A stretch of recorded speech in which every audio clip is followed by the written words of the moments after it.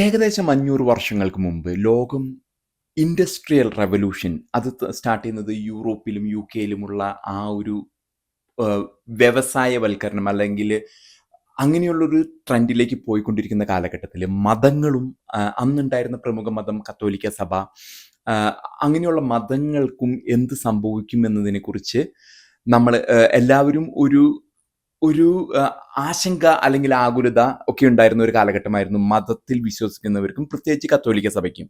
ആ കാലഘട്ടത്തിലാണ് 1500 കാലഘട്ടങ്ങളിലാണ് Martin Luther എന്ന ഒരു കത്തോലിക്ക വിഭാഗത്തിൽപ്പെട്ട ഒരു വൈദികൻ തന്നെയായിരുന്നു അദ്ദേഹം ഒരു അങ്ങനെ ഒരു വിശ്വാസത്തിലും പോയിക്കൊണ്ടിരുന്ന അദ്ദേഹമാണ് കത്തോലിക്ക സഭയിൽ നിന്നും വേർപെട്ടിട്ട് പ്രൊട്ടസ്റ്റന്റ്, ഇന്ന് കാണുന്ന ക്രിസ്ത്യൻ മറ്റ് ചർച്ചകൾ, പെൻഡകോസ്റ്റൽ ചർച്ചകളൊക്കെ നമ്മൾ കാണുന്ന ചർച്ചകളൊക്കെ രൂപം കൊണ്ടത്. അപ്പൊ അതിനൊരു 500 വർഷത്തെ പഴക്കമാണ് ഉള്ളത്. അന്നാളില് അച്ചടി വിദ്യ, പ്രിന്റിംഗ് പ്രസ്സുകൾ, അങ്ങനെയുള്ള സംവിധാനങ്ങളും ഡെവലപ്മെന്റ്സും നടക്കുന്ന കാലഘട്ടത്തിൽ എല്ലാവരും വിചാരിച്ചിരുന്നത് കത്തോലിക്ക സഭയുടെ അവസാനമായിരിക്കും. കാരണം കത്തോലിക്ക സഭയ്ക്ക് ചരിത്രപരമായിട്ട് വളരെയധികം, ഏകദേശം ഒരു 1500 വർഷത്തോളമായിട്ട് അത്രമാത്രം സ്വാധീനമാണ് ലോകത്തുണ്ടായിരുന്നത്. അത് പല ഭരണതലത്തിലും രാഷ്ട്രീയത്തിലുമൊക്കെ ഇടപഴകുകയും അവർ അവരുടേതായ രീതിയിലുള്ള മാറ്റങ്ങൾ നല്ലതിനോ ചീത്തയ്ക്കോ വേണ്ടിയിട്ട് അവരുടെ സ്വാധീനം ഉപയോഗിച്ചിട്ടുണ്ടെന്നുള്ളത് ചരിത്രത്തിൽ നിന്നും വ്യക്തമാണ്. എന്നാൽ ആ സഭ ഇന്നും നിലനിന്ന് പോകുന്നു. അതിന്റെ ആസ്ഥാനം റോമിൽ നിന്നാണ്, മാർപ്പാപ്പയുടെ സ്വാധീനം. എന്നാൽ അന്നാളിൽ ചരിത്രത്തിലുണ്ടായിരുന്ന അത്രം സ്വാധീനം കത്തോലിക്ക സഭയ്ക്ക് ഇന്നില്ല. പലപ്പോഴും നമ്മൾ സ്വാധീനം ഇല്ലായക അല്ല, സ്വാധീനം അന്നാളിൽ ഉണ്ടായിരുന്ന പോലെയുള്ള സ്വാധീനം കത്തോലിക്ക സഭയ്ക്ക് നഷ്ടപ്പെട്ടിരിക്കുന്നു. പ്രത്യേകിച്ച് രാഷ്ട്രീയ തലത്തിലാണെങ്കിലും അധികാരം കൈയാളുന്നതുമായി ബന്ധപ്പെട്ട് മുൻകാലങ്ങളിൽ ഒരു മാർപ്പാപ്പ അല്ലെങ്കിൽ ഒരു മെത്രാൻ, കർദിനാൾ എന്നൊക്കെ പറഞ്ഞാൽ നൂറ്റാണ്ടുകൾക്ക് മുമ്പ് അവര് ഇതിലുമൊക്കെ വളരെയധികം സ്വാധീനത്തിലായിരുന്നു. ഇന്നും ആ സഭ നിലനിന്ന് പോകുന്നു. എന്നാൽ ക്രിസ്ത്യൻ സഭകള്, ഇവാഞ്ചലിസം, പ്രൊട്ടസ്റ്റന്റ്, പെന്റകോസ്റ്റ് പോലെയുള്ള സഭകള് അതും വേറൊരു രീതിയിൽ കൂടെ വളർന്ന് പന്തലിക്കുന്നതാണ് നമ്മൾ കാണുന്നത്. ഇതുമായിട്ട് ബന്ധപ്പെട്ട് നമ്മൾ ഇസ്ലാമിനെ കണക്കാക്കുമ്പോൾ കഴിഞ്ഞ 14 നൂറ്റാണ്ടുകളായിട്ട് പ്രവാചകൻ വന്നതിന് ശേഷം ഇസ്ലാം വളർന്നു. നമുക്കെല്ലാം ചിന്തിക്കുന്നതിന് മുമ്പ് ക്രിസ്തു വിശ്വാസം വന്ന് 6-7 നൂറ്റാണ്ടിന് ശേഷമാണ് ഇസ്ലാം രൂപപ്പെടുന്നതും അവര് പല രീതിയിലും കൂടിയും ശക്തിയിലൂടെയും അവരുടേതായ ഖുർആൻ പാരായണം, അതല്ലെങ്കിൽ തിയോളജിക്കലായിട്ടുള്ള അഡ്വാൻസ്മെന്റിൽ കൂടെയും ലോകം മുഴുവനും കത്തിപ്പടർന്ന ഒരു പ്രസ്ഥാനമാണ് ഇസ്ലാമിക വിശ്വാസവും. എന്നാൽ ഈ കാലഘട്ടം കഴിഞ്ഞൊരു 10, 20, 25 വർഷമായിട്ട് നമുക്ക് കാണാൻ സാധിക്കും അത് യൂറോപ്പിൽ ഭയങ്കരമായിട്ട് വളരുന്നു.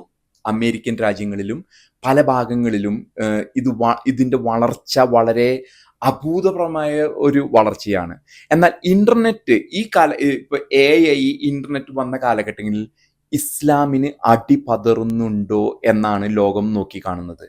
ഇതിന് ആസ്പദമായ വിഷയങ്ങൾ എന്ന് പറഞ്ഞാല്, ഇസ്ലാമിലേക്ക് പാശ്ചാത്യ രാജ്യങ്ങളിലേക്ക് ഉണ്ടായിരുന്ന പല ശക്തികളും, പാശ്ചാത്യ രാജ്യങ്ങളിൽ ഇപ്പൊ എനിക്ക് വ്യക്തിപരമായിട്ട് ഒരു അനുഭവം ഉള്ളത്, ഞാൻ മുൻകാലങ്ങളിൽ അമേരിക്കയിൽ പലരും എന്നോട് പറഞ്ഞിട്ട്, അത് പ്രത്യേകിച്ച് കറുത്ത വർഗ്ഗക്കാരാണ്, ഞാൻ ഇസ്ലാം മതം സ്വീകരിച്ചു, എനിക്ക് അവരുടെ സ്നേഹവും അതുമൊക്കെ വളരെ വലുതായിട്ട് തോന്നുന്നു, ഞാൻ ഉംറയ്ക്ക് പോകാണ്, അവർ സൗദി അറേബ്യയിൽ പോകുന്നു, അങ്ങനെ. അപ്പൊ നമ്മൾ very good for you brother, it's hope you will find peace in that എന്നൊക്കെ പറഞ്ഞ് നമ്മൾ അങ്ങനെയാണല്ലോ അമേരിക്കയിൽ ഒരു ഇതിനെ പറയുന്ന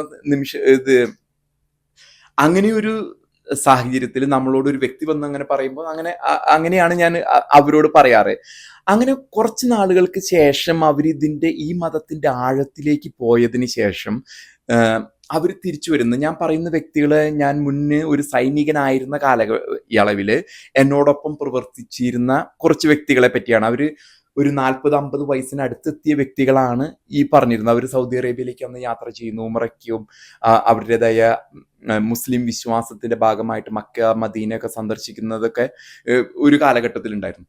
പിന്നീട് അവര് എന്നോട് പറഞ്ഞത്, ആഴങ്ങളിലേക്ക് ഇറങ്ങിച്ചെന്ന് അതിൻ്റെ ഉള്ളിലുള്ള അടിമത്വവും വിവേചനവും, അതായത് മറ്റു മതസ്ഥരെ ഞങ്ങൾ മാത്രം വേറെ, മറ്റു മതസ്ഥരെ കാഫിർ എന്ന് വിളിക്കുന്ന ആ ഒരു നിലപാടുകളൊക്കെ കൂടുതലായിട്ട് പഠിക്കുകയും അവിടെയുള്ള സ്ത്രീകളുടെ സ്വാതന്ത്ര്യത്തെക്കുറിച്ചൊക്കെ അവർ ആഴത്തിൽ പഠിക്കുകയും ചെയ്തപ്പോൾ അവർ ഈ മതത്തെ ഉപേക്ഷിക്കുന്ന ഒരു രീതിയിലാണ് പിന്നീട് നമുക്ക് അമേരിക്കയിലും യൂറോപ്പിലും കാണാൻ സാധിക്കുന്നത്. ഇത് രേഖകൾ പ്രകാരം അങ്ങനെ അമേരിക്കയിലും യൂറോപ്പിലും ഇസ്ലാമിലേക്ക് മാറ്റപ്പെട്ട കുറേ അധികം വ്യക്തികൾ 50%-നും 70%-നും ഇടയിൽപ്പെട്ടവര് വീണ്ടും തിരിച്ചു വന്നു എന്നാണ് കണക്കുകൾ സൂചിപ്പിക്കുന്നത്. ഒരു കാലഘട്ടത്തിൽ അവരുടെ ജീവിത നൈരാശ്യം, കാരണം ഏകാന്തതയാണ് ഇവിടെയുള്ള ജനങ്ങൾക്ക്, അങ്ങനെയുള്ളൊരു ഒറ്റയ്ക്ക് ജീവിക്കുന്ന ഒരു സംസ്കാരമാണ് അമേരിക്കയിലും യൂറോപ്പിലും നമുക്ക് കണ്ടുവരാൻ സാധിക്കുക. ആ ഒരു സാഹചര്യത്തിൽ അവർ സമാധാനവും സന്തോഷവും അന്വേഷിച്ച് എല്ലാ മാർഗങ്ങളും തേടി നടക്കുന്ന വേളയിലാണ് കുറെ അധികം വ്യക്തികൾ ഇസ്ലാം സ്വീകരിച്ചത്. അതിനെക്കുറിച്ച് ആഴത്തിൽ പഠിക്കാതെ അവരോട് പറഞ്ഞു കൊടുക്കുന്ന വ്യക്തികളുടെ സ്നേഹവും സന്തോഷവും കണ്ടാണ് അവർ അതിലേക്ക് ആകർഷിക്കപ്പെട്ടതും കൂടുതൽ ചിന്തിക്കാതെ. എന്നാൽ ഇന്ന് അമേരിക്കയിലും യൂറോപ്പിലും 50%-നും 70%-നും ഇടയിൽപ്പെട്ടവര് തിരിച്ച് ആ മതം ഉപേക്ഷിച്ച് ഇറങ്ങി വരുന്നതാണ് കാണുന്ന കാഴ്ച. ഒപ്പം തന്നെ ഇന്ന് മുസ്ലിം സമുദായത്തില് യൂറോപ്പിലും അമേരിക്കയിലും പുതിയ തലമുറ, അത് മുസ്ലിം കുടുംബങ്ങളിൽ ജനിച്ച പുതിയ തലമുറ 25%-നും 30%-നും ഉള്ളവര് ഈ മതം ഫോളോ ചെയ്യുന്നില്ല, അതല്ലെങ്കിൽ ഉപേക്ഷിക്കുകയാണ്. അവർക്ക് ഈ മതവുമായിട്ട് യാതൊരു ബന്ധമില്ലാത്ത പുതിയ തലമുറ ഇവിടെ ജനിച്ചു വളർന്നത്. മുസ്ലിം പുതിയ തലമുറ യൂറോപ്പിലും അമേരിക്കയിലും ജനിച്ചു വളർന്ന തലമുറ 25%-നും 30%-നും ഇടയിൽ ഈ മതം ഫോളോ ചെയ്യുന്നില്ല. നമ്മളിപ്പോൾ സൗദി അറേബ്യ പോലെയുള്ള ഇതിൻ്റെ ഈ ഒരു ആസ്ഥാനത്ത് പോലെ നോക്കുമ്പോൾ അവിടെയും അവിശ്വാസികളാണ് വളർന്നു വരുന്നത്. ഈ അതേ ഒരു 30%-40% തന്നെയാണ് സൗദി അറേബ്യയിൽ അവിശ്വാസികൾ. അവർക്ക് മതം വേണ്ട, അവർക്ക് ഇസ്ലാം വേണ്ട. അതുമായിട്ട് ഇന്ന് സൗദി ഭരണകൂടം പോലും മാറുന്ന തലത്തിലേക്കാണ് കാര്യങ്ങൾ പോയിക്കൊണ്ടിരിക്കുന്നത്. അപ്പോൾ ഇന്റർനെറ്റ് എന്നും സോഷ്യൽ മീഡിയ ഇപ്പോഴാണ് ഇപ്പോൾ ഒരു കഴിഞ്ഞ 2 ദശകങ്ങള് അതിന്റെ തുടക്കം, അതിന്റെ ഏറ്റവും പാരമ്യത്തില് എത്തിയിട്ട് ഒരു 10 വർഷത്തോളമായിട്ടുള്ള ഇന്റർനെറ്റ്, സോഷ്യൽ മീഡിയ. ഇതിനോടകം തന്നെ ഇസ്ലാമിനും മറ്റു മതങ്ങൾക്കും, പക്ഷെ ഇസ്ലാമിന് കൂടുതലായിട്ട് വലിയൊരു ആഘാതം തന്നെയാണ് സോഷ്യൽ മീഡിയ വരുത്തിവെച്ചിരിക്കുന്നത്. മുൻകാലങ്ങളിൽ അവരെ ബലമായിട്ടും ഭീഷണിപ്പെടുത്തിയും ഈ ഒരു സമൂഹത്തിൽ നിർത്തിയിരുന്ന കാലഘട്ടത്തിൽ വളരെ കുറച്ച് ആൾക്കാർ മാത്രമാണ്, നമ്മളിപ്പോൾ സൽമാൻ റുഷ്ദി എന്ന് പറഞ്ഞ ഒരു എഴുത്തുകാരനോ 1-2 പേരുകൾ, പിന്നെ തസ്ലീമ എന്ന് പറഞ്ഞ ഒരു ബംഗ്ലാദേശിയോ ഇന്ത്യയിലുമായിട്ട് ബന്ധപ്പെട്ട് ഇങ്ങനെ 1-2 വ്യക്തികൾ ഒരു പുസ്തകം എഴുതുന്നു എന്നതിലുപരിയായിട്ട് ഇസ്ലാമിന് ഒരു എതിർപ്പുണ്ടായിരുന്നില്ല. എന്നാൽ അതിനെയൊക്കെ കൗണ്ടർ ചെയ്യാനായിട്ട് ഇസ്ലാമിനെ, ഒരു പുസ്തകത്തിനെയൊക്കെ കൗണ്ടർ ചെയ്യാനായിട്ട് ഇസ്ലാമിന് സാധിച്ചിരുന്നു. കാരണം ഈ സമൂഹത്തിൽ വളരെയധികം ആൾക്കാർ പുസ്തകം വായിക്കുകയോ അതുമായിട്ട് ബന്ധപ്പെട്ടുള്ള ചിന്തകളിലേക്ക് പോകാറില്ലായിരുന്നു.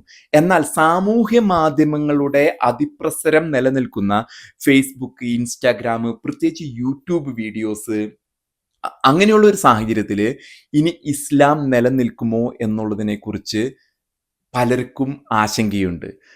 ഇപ്പോൾ ഒരു തലമുറ, മുന്നിലുള്ള തലമുറ, ഞാൻ ഈ പറയുന്നത് 40 വയസ്സിന് മേലെ, 50, 60, 70കളിൽ നിൽക്കുന്നവരാണ് കൂടുതലായിട്ട് അവർ ജനിച്ചു വളർന്ന ആ ഒരു മതത്തെ കൊണ്ടു നടക്കുന്നുള്ളൂ.